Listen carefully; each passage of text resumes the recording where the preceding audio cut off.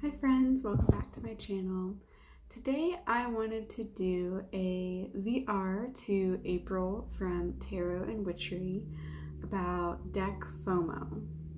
So deck FOMO, or fear of missing out, is a topic that I think a lot of creators have been sort of talking about lately, where, I guess there's kind of two sides to this, right? There's the side that a lot of creators right now are culling their tarot collections and sort of getting rid of a lot.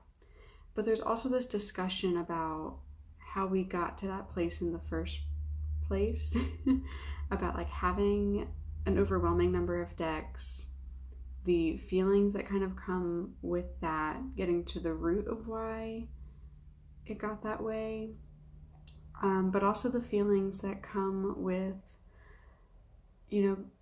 feeling like you have to get rid of things. So I feel like there's a lot of emotions right now with all that, like guilt and shame, and everyone just sort of figuring out what their collection means to them and sort of boiling it down. And that's exciting to see, because I think, and I'll get into this when I answer the VR, but I think, the last 2 years with the pandemic, people have just been trying to form connections, and a lot of that comes with, buying things we want at the time but may in the long run not necessarily need. And so now that things are changing, it's just sort of that seesaw, like we're teeter-tottering all over the place with that. But anyway, I've sort of already answered one of the questions, but diving right in, the first question is, what triggers FOMO for you? Now, I do try to be pretty, picky before I buy a deck. So I do have a system that I've found works for me, but that definitely was not always the case. For me, when I first started my tarot journey, I had 2 decks, my Ethereal Visions and my Centennial in a Tin. And that's what I learned tarot with. But I would watch tarot videos on YouTube of like how to read tarot, learning tarot, all that good stuff.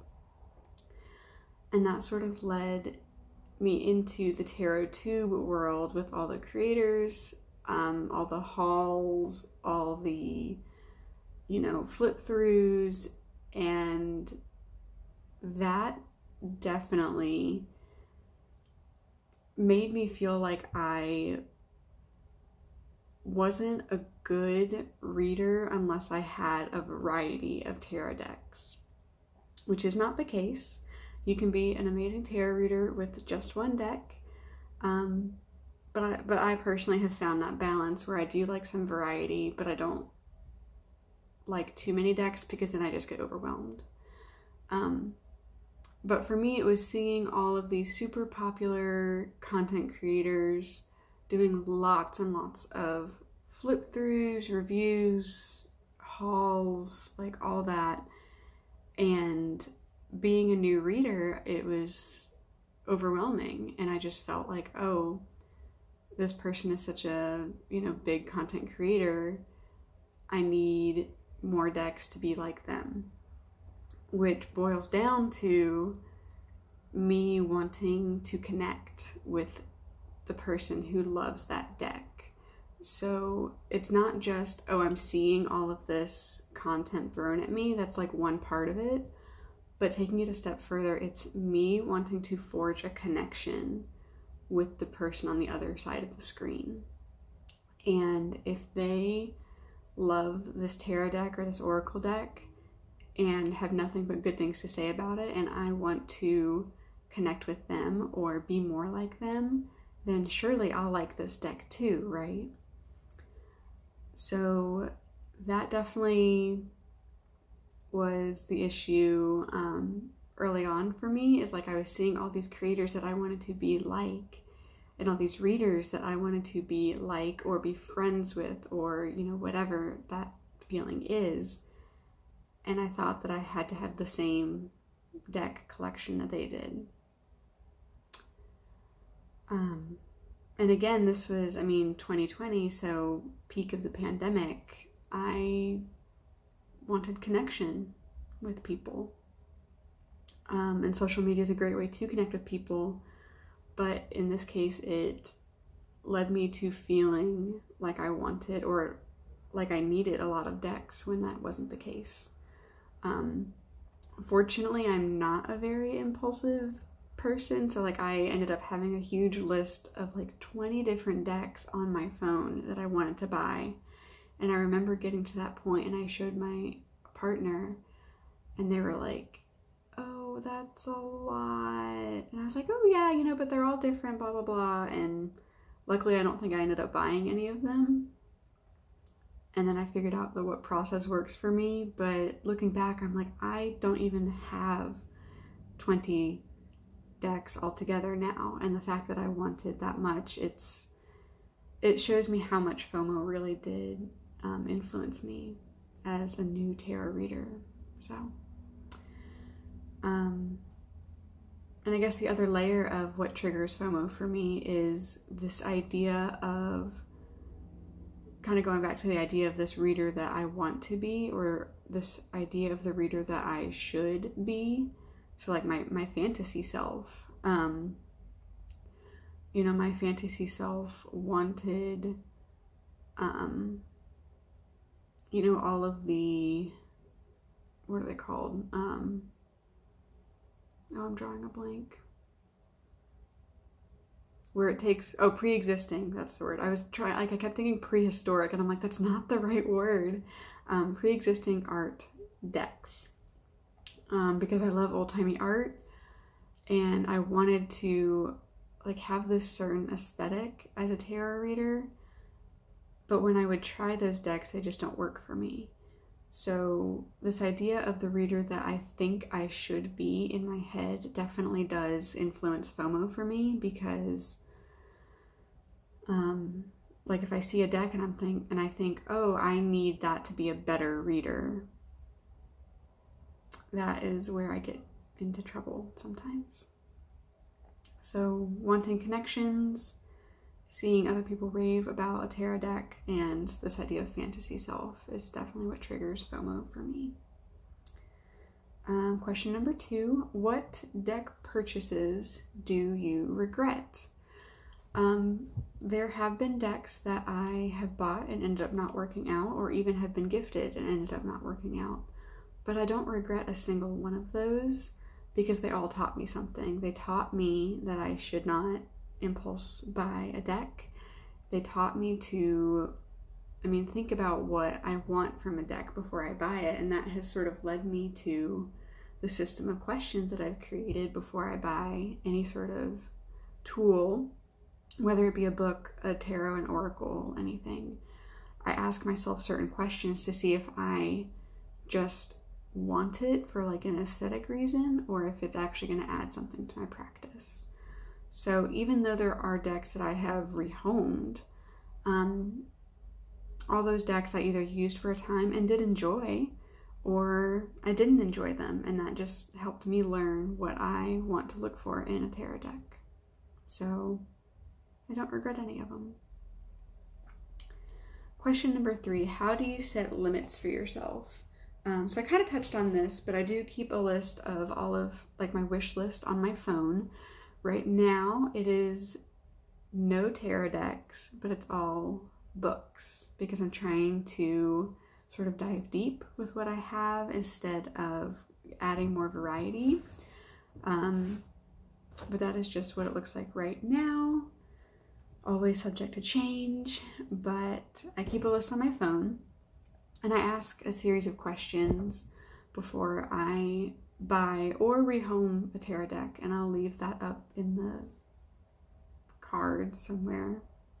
I don't know what side it'll be on. But I have a series of questions that I ask, just like before I buy a deck, am I willing to take away time from a deck that I already love? Is it going to add anything to my practice? Is it going to compete with anything I already have? Things like that. Because most often it has a similar enough energy to something I already have, or I'm not willing to take time away from a deck that I already have. So it's a good way to kind of keep myself in check. Because, I mean, it's totally fine to like a deck or even want it for aesthetic reasons, but just with how often I read tarot and the size of my library currently, anything I bring in is just going to take away time from another deck, and so I'm comfortable with my library at this point. So it's going to take something really like new or really startling and surprising to sort of take up space at this point. Question number 4, how many decks do you currently have in your collection? So I have 10 tarot and 4 oracle. Now that's not including decks that are in purgatory or have been listed to be rehomed. I'm only counting the ones that are my tried and trues or my other decks that I work with. So right now it is 10 tarot and 4 oracle. So altogether 14. Question 5, how many decks do you need? So this one was interesting. At the end of the day, I don't need any. I don't. But if I did have to pick a number for the sake of having a number of decks, I would probably say 3. And that would be my Thoth, my Ethereal Visions, and my Smith-Waite. Originally, when I first made the answers to these questions, I put 3, 1 of each system. So Thoth, RWS, and Marseille. I don't read with Marseille that much, and I'm still learning it. So I don't think at this point, I would have that be a need. I think it would be a want because I want to study it. So right now I'm going to say 3, my 3 tried and trues, which I do plan to do a video on those 3 soon. So keep your eyes out for that. Next question. Which deck has been a positive purchase from FOMO? So a deck that I was afraid I was going to miss out on and ended up getting it, and it worked out. So that is definitely my Northern Animal Tarot. The reason I count this as FOMO is just because it was a Kickstarter and wasn't sure if it was going to be available after the fact. So this one, I definitely was influenced just because I wasn't sure if it was going to be available after the Kickstarter campaign. And I was also talking about it with a bunch of my other friends who also ended up getting the deck and love it. Someone's driving by with really loud music. I don't know if you can hear that. But this deck I absolutely do not regret at all. It is one of my favorites. It is one that I reach for when I want something really comforting. Excuse me, I'm gonna take some coffee. So I reach for it when I want something comforting. I reach for it when I do readings for my partners, my partner, singular. I also will read for my friends with this deck. I just think it's a really comforting deck. And I'm really happy that I have it. So even though this one was definitely because of FOMO, I do not regret it in the slightest. And this is the 2nd edition. I never did have the 1st edition, but I do like the changes that the creator made to the 2nd one. And I'm excited to see what they're doing for the 3rd edition. That'll be coming out soonish, I think. But yeah, Northern Animal Tarot, definitely a FOMO purchase. Definitely do not regret it. Okay, wow, we're at the last question already? I guess so. So the last question is my thoughts on FOMO in the tarot community. So this is interesting. It was a very interesting question, and I feel like I kind of have a lot of feelings about it. I mean, first and foremost, kind of going back to sort of, my story. I mean, with the pandemic, I say we as like a general tarot community thing. We were just wanting connection because we weren't able to connect with people in the real world. So we would go to social media, and by having a deck that you have that someone else also has, that is a form of connection. So I think there's also a lot of choice on social media, and it's so easy to, make a tarot haul video or a flip through or review and just post it. And not to say there's anything wrong with that, but I think when you have all of that times 10, because we're all at home looking for something to do, plus that desire for connection with others, I think a lot of people sort of brought in a lot of things over the pandemic, and not just tarot, but I think all sorts of other things. And like April mentions in her original video, it's the self-soothing through purchasing. So like you get that little adrenaline or dopamine, whatever, that rush when you hit buy, and you're like, oh, it's coming, I'm gonna have something new in 48 hours. And it's so easy to, when you're feeling bad, go online and buy things to feel better. And again, like with the pandemic, it was tenfold, that feeling, that wanting to find happiness wherever you could, because there was a lot going on in the world that sucked, and it was a quick and easy fix. And I think that there is also sort of this oversaturation of choice nowadays. Because if you even just look up RWS Tarot, there's hundreds of different variations of the original deck. So there's this oversaturation of choice. We're spoiled for choice. And a lot of it's a cash grab.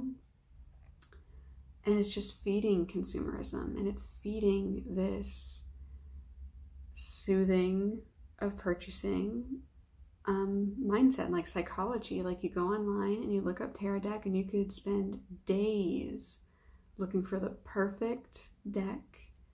And then you get that little adrenaline rush when you click buy. And I don't think any of FOMO, I don't think any of it is necessarily intentional from the tarot community. I think it's a bigger conversation about, the consumerism and cash grab, about like from all of these, not to say that mass market publishers do it, but I think, like Wish and all those like really cheap knockoff, like they know that people are going to look for tarot, so they are making these cheap fakes and scamming people essentially, and that sucks. I have a lot of thoughts and a lot of feelings about this, but overall, I don't think any of it is intentional from the tarot community, and I think a lot of it stemmed from the pandemic and just wanting to connect, and not even just connecting with other readers per se, but just, for me, it was connecting to something greater than myself, because I found my deity through my tarot practice. And in the pandemic, like, I was alone with my thoughts for a lot of that time, and there was a lot of really crappy things going on, And in those moments, you just want to hold on to something better and bigger than yourself. So I think it's connection not only to other people, but to something greater than ourselves, and even connecting with ourselves, because a lot of people, including myself, use tarot as a self-discovery tool. So there's all these different forms of connection that people are reaching for. So I don't think the tarot community is necessarily feeding FOMO. I think it starts from consumerism, and tarot is just one facet of that. But that's kind of what I want to talk about on my channel, is like consumerism, sustainability, and hoping to do more of that this summer, probably later in the summer. Right now things in life are busy, but I mean, things are always going to be busy, so I just have to find the time to do so. But what do you guys think about FOMO, especially in the tarot community? I know a lot of people who have done VRs to this have sort of touched on the pandemic and touched on like this fantasy self aspect. So what are your guys' thoughts? Do you think that it's all part of a grand scheme to just get money? Is it wanting that connection? What has it been for you in the past? I'd love to hear from you guys. Thank you, April from Tarot and Witchery, for creating this tag. It's been really fun to watch others' responses and really think about what my answers are, because I wrote these answers probably like a week or two ago, and I'm just now getting around to responding, and my answers have already kind of changed a little bit. So very interesting. Thank you for the thought-provoking VR. Yeah, so thank you guys for watching. Be sure to leave a like, consider subscribing, leave a comment down below with your thoughts on FOMO and deck FOMO, tarot FOMO. And before you guys go, please remember, you matter, you are loved, and you can make a difference. Bye everyone.